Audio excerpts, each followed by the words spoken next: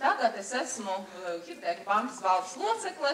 Savu laiku 8. saimā es arī biju Saeimas deputāte, bet šobrīd esmu Rīgas domas deputāte. Tāpēc man ir pietiekoši liela pieredze, lai es jums varētu izstāstīt, kā tad lietišķajā vidē tiek uztverti cilvēki un kas mums katram ir jāzina, ja mēs gribam veidot veiksmīgu karjeru. Un, ja mēs gribam radīt pārliecinoši labu iespēju, tad mums ir jāatcerās par to, kā tad mēs vizuāli izskatāmies. Apģērbs, tātad mūsu mīmika kāda ir, respektīvi smaids, vai mēs esam, kā tur aizmugurē puiši pareizi teica, garastāvoklis, jo tas taču arī atspoguļojās mūsu sejā. Un arī gaita, ja?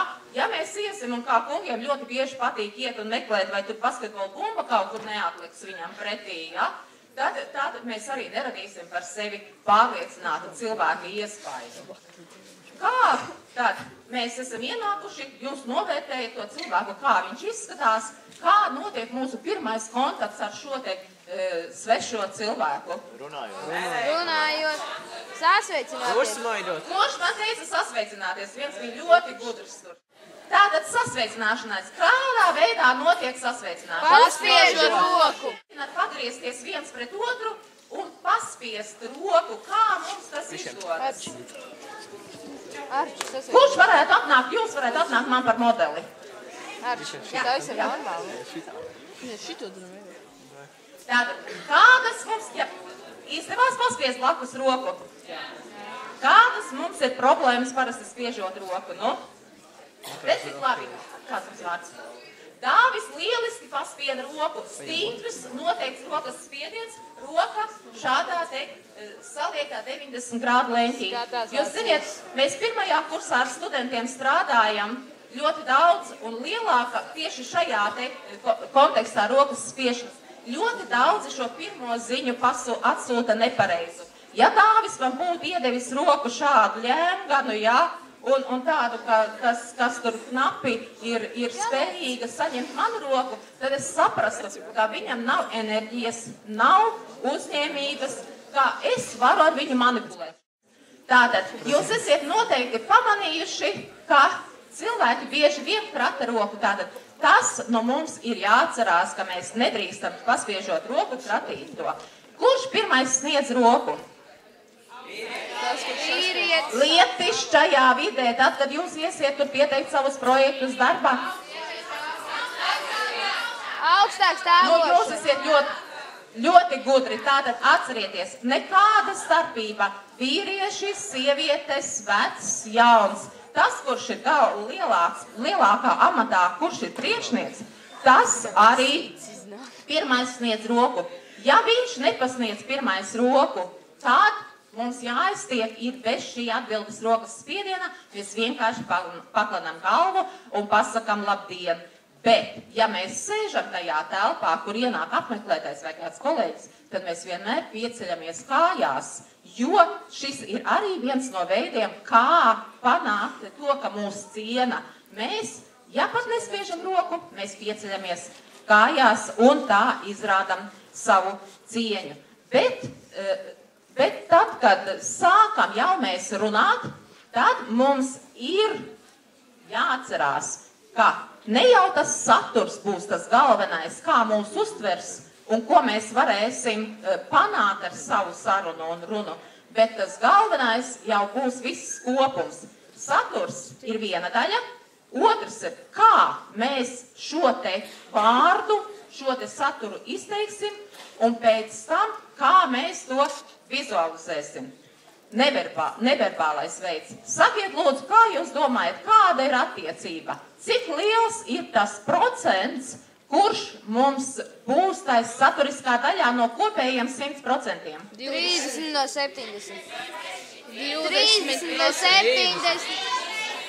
30. Tātad piedāvājums ir ļoti plašs, bet zinātnieki ir pētījuši, ka ir tikai 7% tas, kā es izrunāju to vārdu. Tālāk, kā mēs to vārdu ietērpjam, kā mēs to izrunājam, tas ir jau tālāk tie lielie procenti. Cik? 93. 93. Nu, 78. 7 bija saturs, tālāk. 70. 63. Piedāvājums fantastisks, bet īstenībā ir 38 tātad procenti. Un tāpēc mums ir jādomā, kas tad ir tie paraverbālie signāli, kā mums to vārdu ietērt labi. Tātad tas viens ir tas balss skaļums, kas vēl? Tembrs perfekti, tālāk. Intonācija perfekti. Pārliecinātums. Nē, verbāli tātad. Balss, melodija, pauzes, akcenti, ja, viss tas. Bet, ja mēs mākam skaitīt, un mēs to ļoti labi mākam, tad 55%, kas tad tie tādi būs? Kur tad tie paliek? Pareizi neverbālā. Ārējais izskats, tātad tā ir visa papildus informācija, kura jums tiek demonstrēta, nu, vai uz ekrāna, vai arī izdalot kādus materiālus, tātad viss tas pārējais, kā mēs papildinām to savu ziņu. Un tāpēc ir ļoti, ļoti svarīgi, lai mēs katrs perfekti zinātu, kā mums ir jāizskatās tad, kad mēs dodamies kaut kur lietišķajā vidē, biznesa vidē uz sarunām vai mēģinām kādā veidā aizstāvēt savu ideju, savu projektu. Mums vispirms ir jāzina, kāda tad būs tā vide, kur mēs ejam, ja mēs iesim, piemēram, pat uz lietišķām sarunām, bet pieteikties par mākslinieka menedžeri, ja? Tad mēs mazliet savādāk ar citām atkāpēm varētu apģērbties, nekā, ja mēs ejam uz sarunām, piemēram, uz banku un gribam strādāt bankā, tad vienmēr ir jānovērtē tā sfēra, kurā jūs gatavojaties vai nu strādāt, vai uz sarunām, kur jūs dosieties, un tas, kāds tajā brīdī ir jūsu ieņemamais amats vai pozīcija, ja jūs ejat pieteikties darbā, ir cita pozīcija, bet ja jūs esat priekšnieks, tad jums ir jau jābūt gatavam, ka visi uz jums skatīsies kā uz priekšnieku.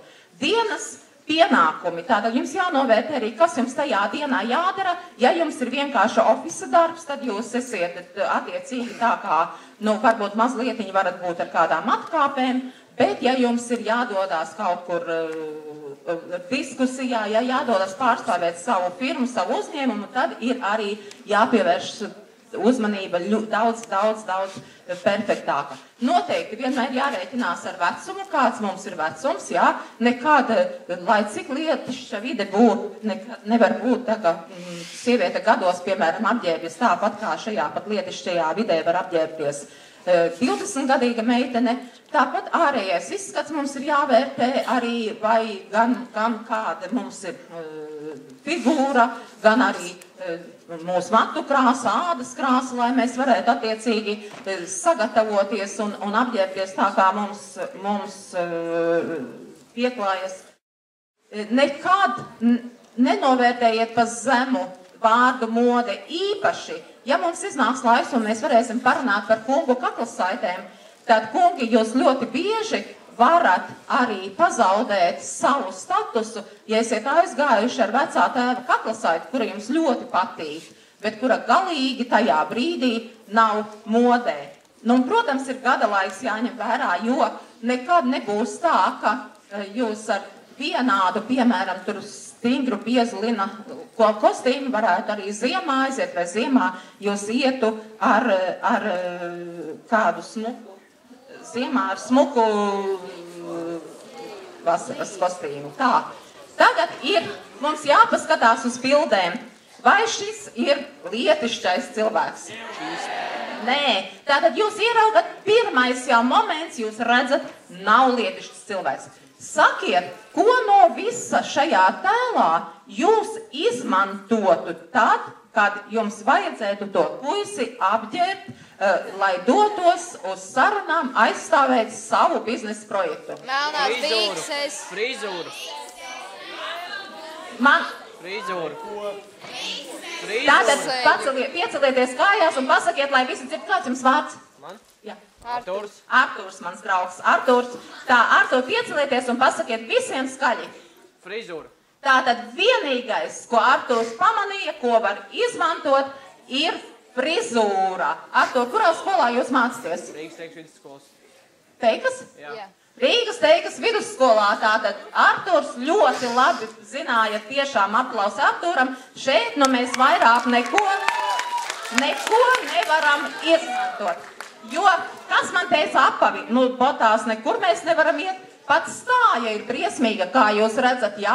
Jo rokas kabatās bāž tikai nepārliecināti cilvēki, lai mēģinātu noslēpt savu uztraukumu. Un tie puiši, kuri arī tur, piemēram, vakarā kafejnīcās, meitenes jūs pavērojat to, ja puiši vakarā kafejnīcā vai klubiņā kādā mēģina tur tēlot tādus drosmīgos un ir sabāzuši rokas abas vai kaut vienu kabatā, tad zinat, ka viņi ir ļoti, ļoti uztraukušies un viņi meklē tur vai nu pielipinātu košļini, vai tur kādu tur papīra gabaliņu, lai varētu mazlietiņu tur paburzīt, panervozēt un tādā veidā ārēji izskatīties drosmīgāki. Tāpēc nekādu puiši nebāziet rokas pikšu kabatās, jo tas tiešām liecina, ka jūs esiet uztraukušies un nepārliecināti. Sakrustojam kājas, sakrustojam rokas un tagad sakam, nu tad es atnācu, lai jums izstāstītu par mūsu skaisto projektu un gribu ar jums sadarboties. Kāds mums ir iespējas? Nepārliecinās. Tātad, mums pirmais iespējas ir, ka tas cilvēks nu gan ir nobijies no manis. Ko lūdzu? Jā, tieši tā. Viņš nav pārliecināts par sevi. Viņš izveido ap sevi savu teritoriju, kurā it kā grib norobežoties, noslēpties, lai mēs nekļūtu klāt. Un visbriesmīgākais, es jums tūlīt parādīšu, kā mums stāv kungi. Es nolikšu mikrofonu. Tātad kungi nostājās ļoti bieži un saka, es tagad jums izstāstīšu, kā vislabāk veidot biznesu.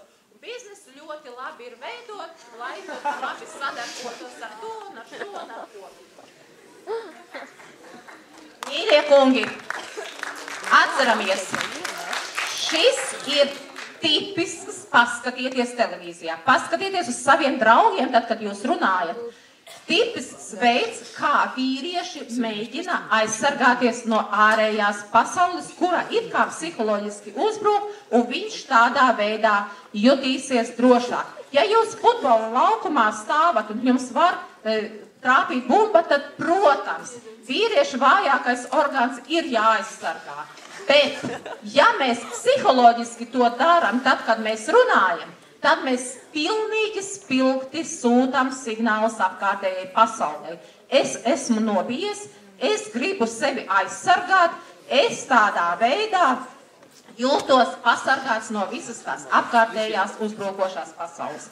Es ļoti gribu, kungi, lai jūs to atcerētos. Un meitenes, tad, kad jūs ejat uz randiņu un redzat, ka kungi šādā veidā ar jums sarunājas, tad zināt, ka jūs ar viņiem varat manipulēt. Viņi ir nepārliecināti, nobijušies no jums, jūs varat viņus ietekmēt.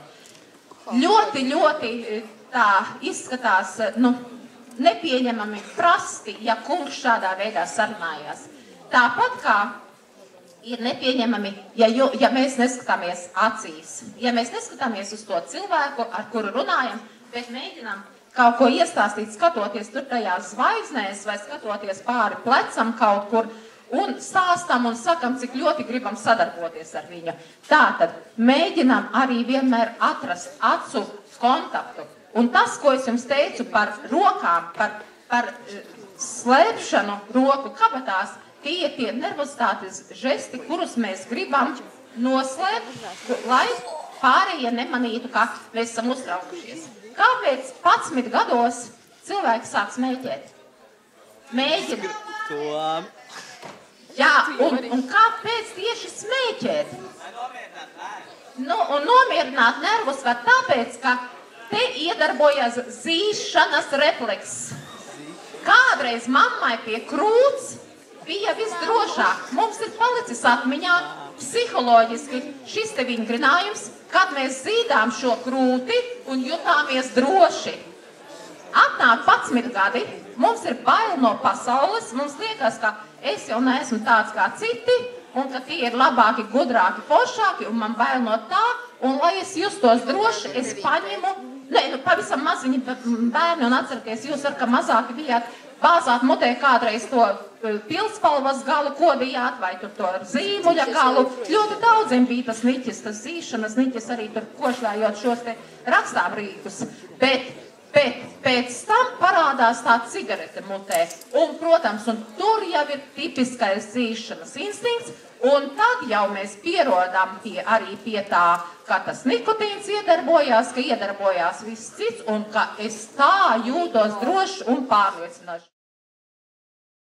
Hipotēku bankai mēs sākam lielo akciju Let's Biznesā, kur mēs ļoti atbalstām jaunos uzņēmējus, ne tikai finansiāli, bet arī atbalstām ar mentoriem, tātad ar palīgiem, profesionāliem biznesa cilvēkiem, kuri palīdz uzsākt, izveidot biznesu. Aicinu tātad visus būt ļoti uzņēmīgiem un strādāt pašiem ar sevi. Paldies!